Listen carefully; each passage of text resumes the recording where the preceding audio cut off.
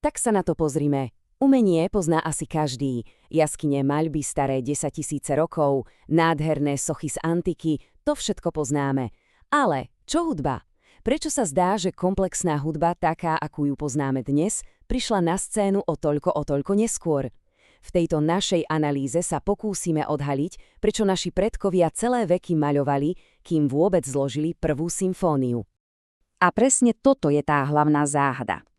A pozor, tu sa nebavíme o nejakých pár storočiach. Hovoríme o obrovskej, naozaj obrovskej časovej priepasti medzi vznikom týchto dvoch kľúčových foriem ľudského vyjadrenia. Čo pre Boha bránilo hudbe tak dlho v rozvoji? No, odpoveď je možno prekvapivejšia, ako by sa zdalo. Aby sme pochopili to oneskorenie hudby, musíme sa najprv pozrieť na jednu obrovskú výhodu, ktorú mali odjakživa výtvarní umelci. Ich svet bol, a vlastne stále je, plný inšpirácie. A toto je naozaj kľúčové. Príroda je doslova knižnicou hotových foriem. Skúste sa zamyslieť, každý, kto niekedy len tak kreslil do piesku alebo niečo modeloval z hliny, si takmer inštinktívne predstavil nejaký objekt, proste len preto, aby dal svojmu výtvoru nejaký zmysel a tvar. A presne toto je to, čomu hovoríme prírodný model. Je to niečo, čo už jednoducho existuje a dáva nám nejaký východiskový bod. Dáva dielu jednotu, dáva mu význam, pretože ho vieme s niečím porovnať. Vďaka tomu je pre umelca oveľa jednoduchšie začať tvoriť niečo, čo dáva zmysel. A takýchto modelov je okolo nás nekonečne veľa. Ľudské telo, kmeň stromu, tá dokonalá špirála mušle, dokonca aj lebka alebo taký stočený suchý list. Všetko toto sú komplexné a zmysluplné tvary, ktoré slúžili ako inšpirácia pre umelcov už od paleolitu až do dnes. Lenže táto hojnosť inšpirácie je tak trochu dvojsečná zbraň. Práve preto, že je svet plný modelov, skrýva sa v tejto výhode aj jedno veľké nebezpečenstvo. Je totiž až príliš ľahké sklznúť od umenia k obyčajnému napodobňovaniu, sústrediť sa len a len na vernú kópiu. A to potom vedie k takým trom bežným, ale v podstate chybným kritériám, ako hodnotíme umenie. Prvé, je to presná kópia. Druhé, je tá téma diela dosť hodnotná. A nakoniec tretie, je to na pohľad príjemné. Všetky tieto otázky, viete, odvádzajú pozornosť od toho, čo je v umení naozaj podstatné, od tzv. Významovej formy.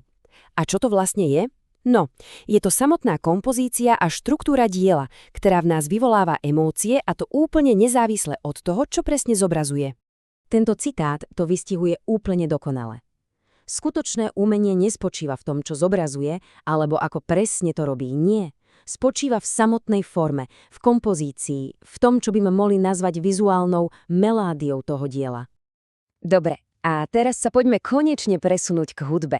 Jej neskorý príchod, to je skutočná historická záhada, ktorá si pýta vysvetlenie.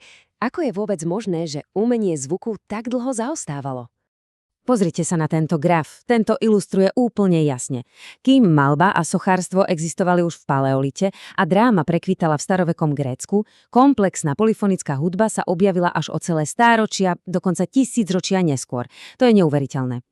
Existovala taká staršia teória od istého Williama Wallaca, ktorá tvrdila, že ľuďom sa jednoducho musela evolučne vyvinúť nová schopnosť počuť. Že naši predkovia proste nepočuli to, čo my.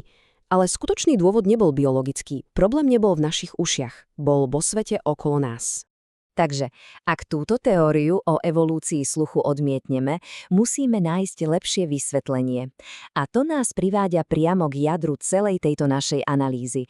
Čo teda tej hudbe chýbalo? A tu prichádza ten kľúčový argument.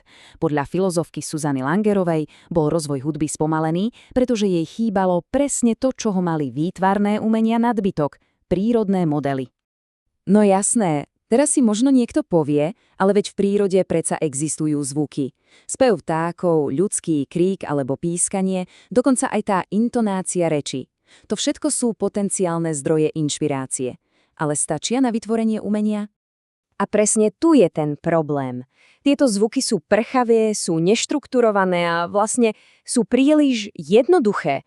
Na rozdiel od stabilných a zložitých foriem, ako je povedzme ľudské telo alebo mušla, tieto zvukové fragmenty jednoducho neposkytujú pevný základ, na ktorom by sa dalo stavať nejaké komplexné umelecké dielo. A toto je ten pravý aha moment.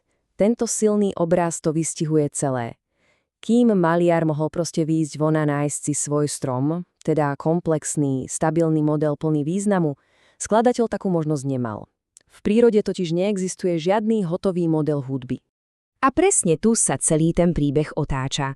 Poďme sa teraz pozrieť, ako sa táto zdanlivá nevýhoda hudby, tá absencia modelu, nakoniec stala jej najväčšou a najhlbšou silou. V tom sa skrýva celá pointa. Keďže hudba nemala čo napodobňovať, nemohla sa stať umením, ktoré niečo zobrazuje. Musela byť od základu postavená čisto z ľudskej predstavivosti. Bola, dá sa povedať, oslobodená od pasce obyčajného kopírovania. Práve táto sloboda umožnila hudbe stať sa najčistejším umením. Je to priame vyjadrenie pocitov, rytmu, energie. Bez akejkoľvek nutnosti odkazovať na vonkajší svet sa hudba stala samotnou podstatou umenia, stvorením čistej významovej formy. A to nás na záver necháva s touto jednou trochu provokatívnou myšlienkou. Ak je cieľom umenia vytvoriť významovú formu, a hudba to robí bez toho, aby bola zaťažená kopírovaním reality, nie je potom práve ona tou najčistejšou formou umenia? O tom sa určite oplatí pouvažovať.